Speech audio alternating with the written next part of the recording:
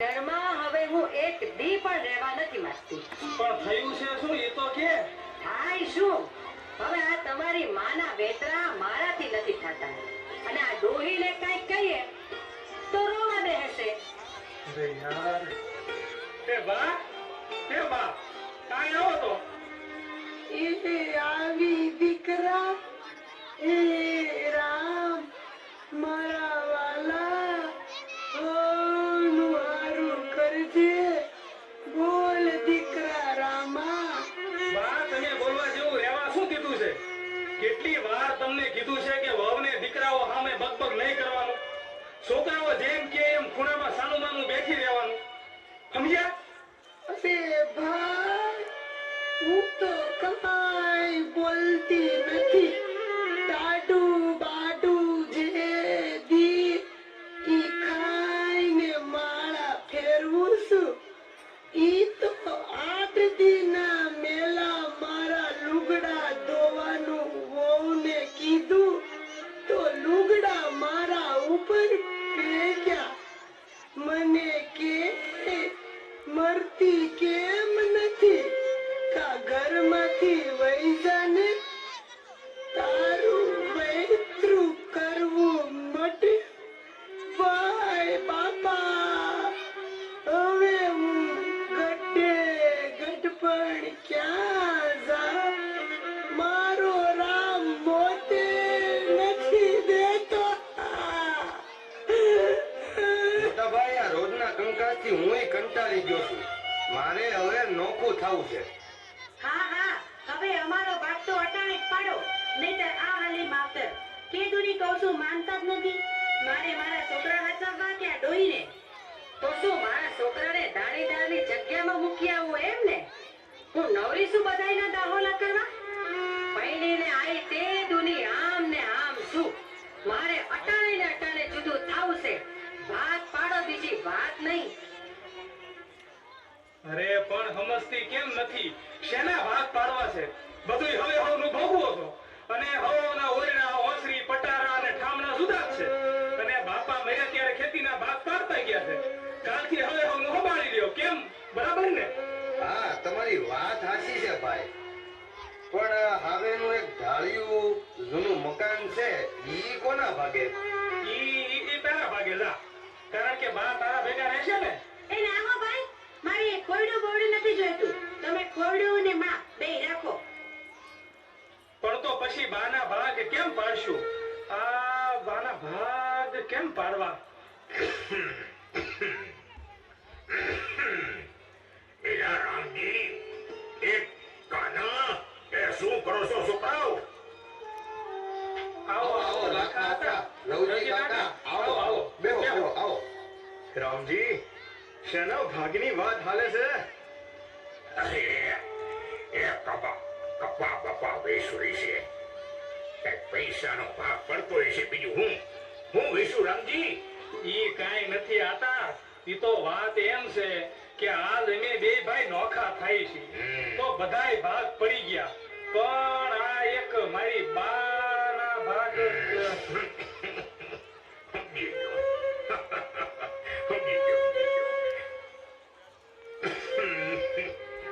સમજી ગયો.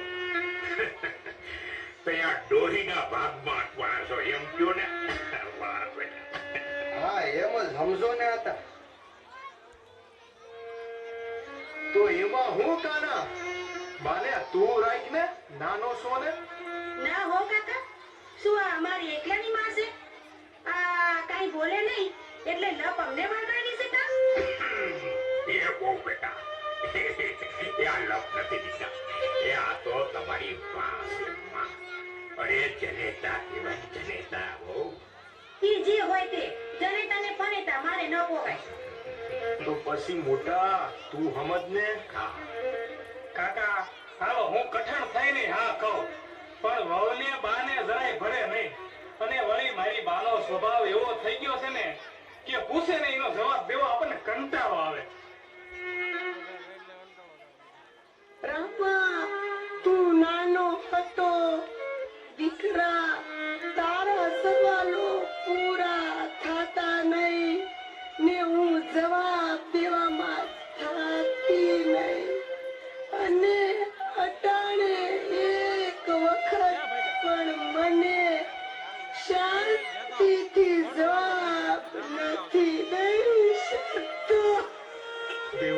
ભાભી શાના રહી જાઓ ઘીરે ઘીરે માટીના ચૂલા છે.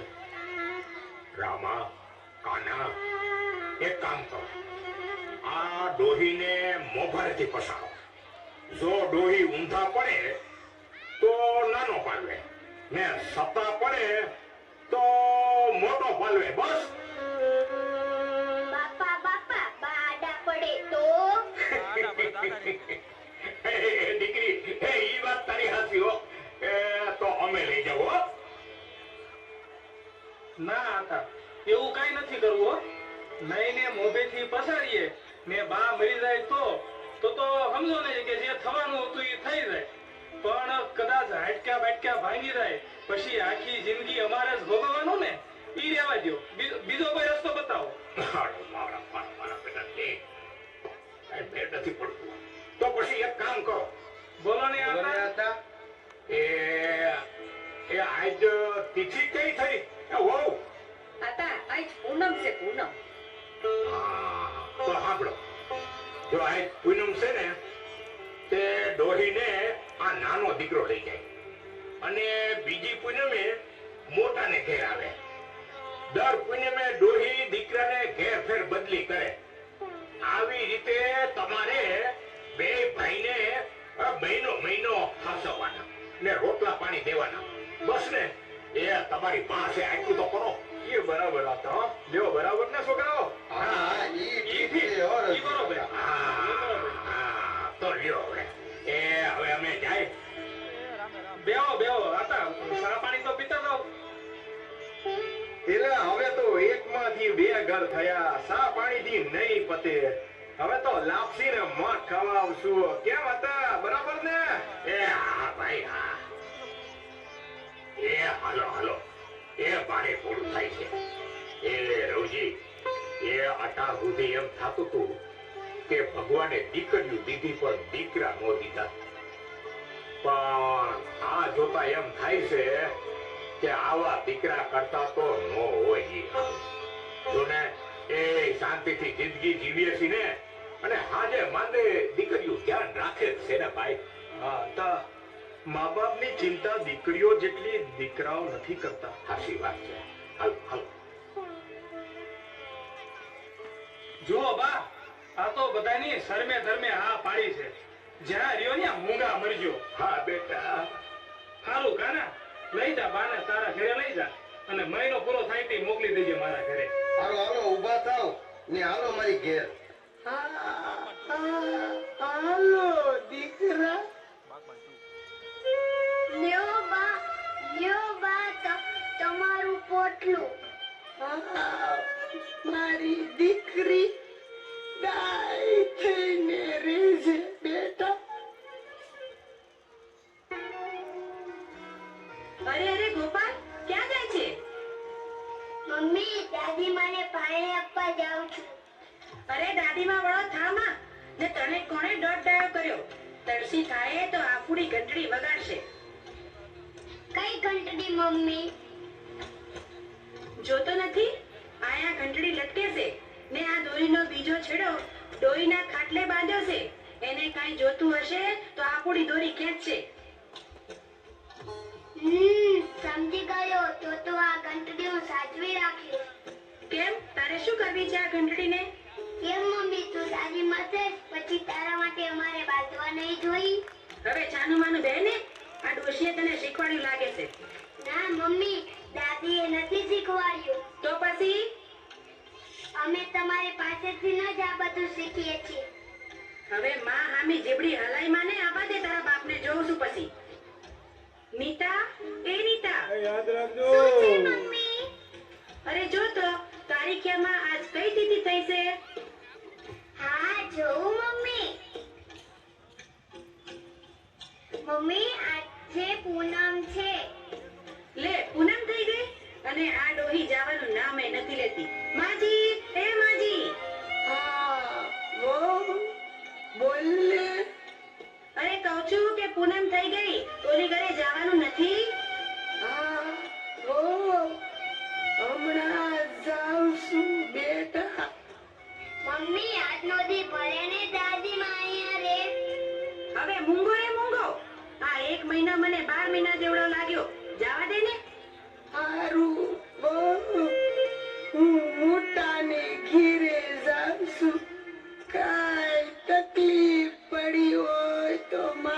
કરે છે. દાદીમાં હાલો હું તમને મૂકી જાઉં.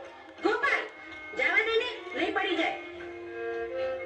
દાદીમાં દીકરા, તારી માની વાત હાસી છે.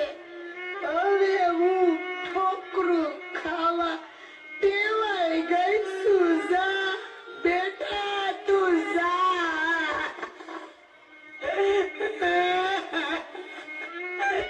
ઘીરે કેમ કોઈ દેખાતું નથી? ઓ અરે માજી, આજ કા આયા? ઓ બેટા, આજ પૂનમ થઈ ગઈ એટલે બેટા. હાય હાય માજી, મેં આય જે બામણને પૂછ્યું, બે પૂનમ છે બે, પણ હાસી રહેવાની કાલ છે. જાઓ પાછા જાઓ, કાલે સાંજે આવજો. ઓ બેટા, મારે આજનો અપાસ છે. ભલે ને ઈ તો કાલે પણ અપા કરી નાખી. હવે પાછી હું ન્યા ક્યાં જાઉં? ના હો, આવી વધારાની આદત મારે નથી પાડવી. હું તો વાયદામાં માનવા વાળી. હા અરે સાંભળ્યું? એ કોની સાથે માથાકૂટ કરે? કોઈ હારે નથી કરતી. હવે તમે સાના મુના ખાટલે બેહો ને. અરે વો મારો રામજી ઘેરે છે. વો મને મારા દીકરાને મળવા દે. 1 મહિનાથી મોઢું જોયું જાઓ ને, નથી જોવું દીકરાનું મોઢું. સાલી વરા મોઢું જોયું છે, હજી નથી થવાના. અરે રામજી, દીકરા કેમ હામું જોતો નથી? આ વહુને સમજાઈને મને ઘરમાં આવવા દે. એ ડોહી, કીધું ને કાલ ગુડાજો. આમ પાછા જાઓ ને, સમજતા જ નથી. હા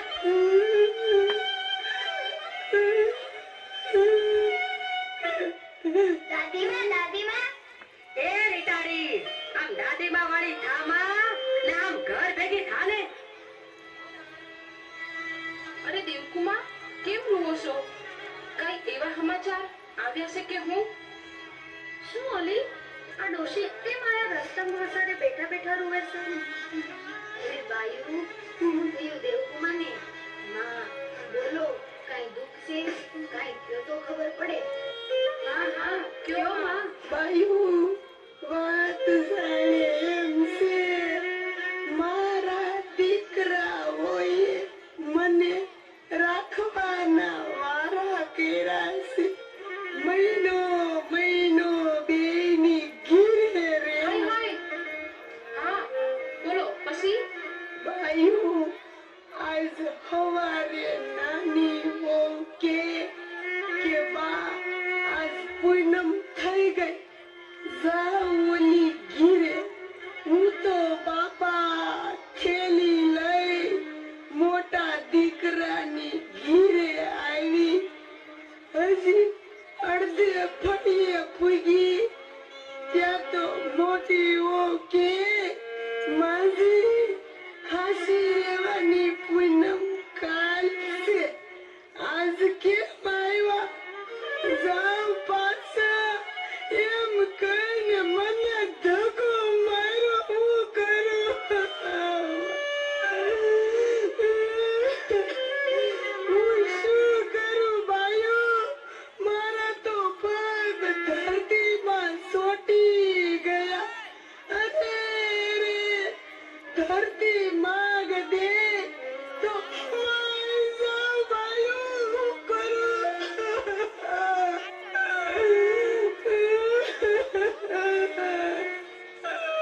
સાના રહ્યો માં, સાના રહ્યો.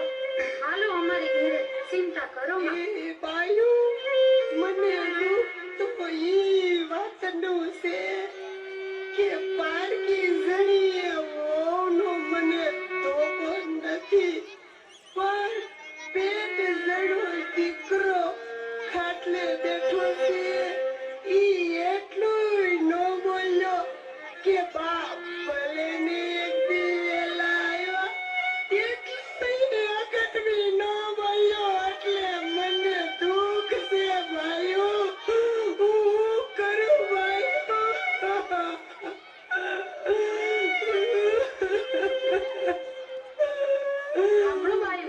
દુખિયાની ડોહીની વાત. અરે આજના છોકરા તો જુઓ માના ઉપકારને તો હાવ ભૂલી ગયા છે. સાંભળો બાયું, આ મોટો દીકરો વરદીનો હતો તે આખા શરીરે ઓરી નીકળ્યા, આંખમાં પણ ઓરી. બધાય કે છોકરાની આંખ્યું વહી જાય ને મારું હૈયું બળવા માંડ્યું. અરર, દીકરો આંધળો થાય તો હું શું કરીશ? બાયું, મેં ભગવાન પાસે દીવો કરી પ્રાર્થના કરી, મારા દીકરાને કાંઈ નહીં થાય તો હું ઘીની ટેક રાખી રોજ મંદિરે દીવેનું ઘી પૂરીશ. જીવું ત્યાં સુધી ઘી નહીં ખાવ ત્યાર પછી મેં ત્રણ હુવાવડ કરી પણ તેલનો શીરો ખાધો ને ઘીની ટેક એમનેમ રાખી. ભગવાને એક માની પુકાર સાંભળી, છોકરાને આંખો દીવા જેવી રાખી અને આ દીકરો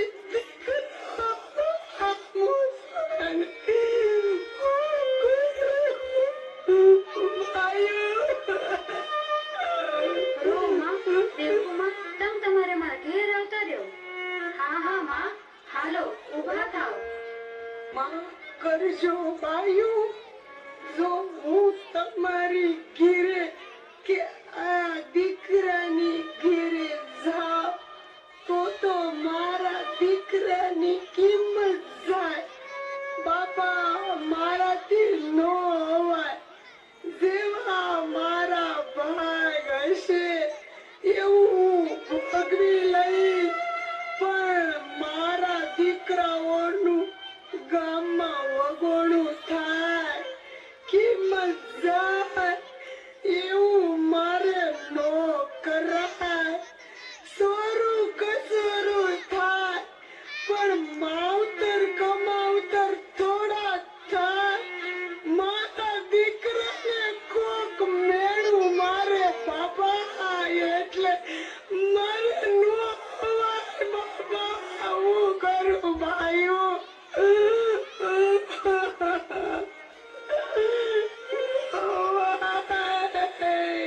અરે જડ જીવાઓ, મને ધક્કા મારીને ઘર બહાર કાઢી છે. સત્તા દિલમાં દીકરા પ્રત્યેની કેટલી લાગણી છે. તમે તો પથ્થર છો, પથ્થર. માફ કરો, માફ કરો. માફ કરો. હું ભાગ્યો માના ઉપકારને ભૂલી ગયો. માફ કરો મને. હાલો બા, આપણે બધાય ભેગા રહેવું.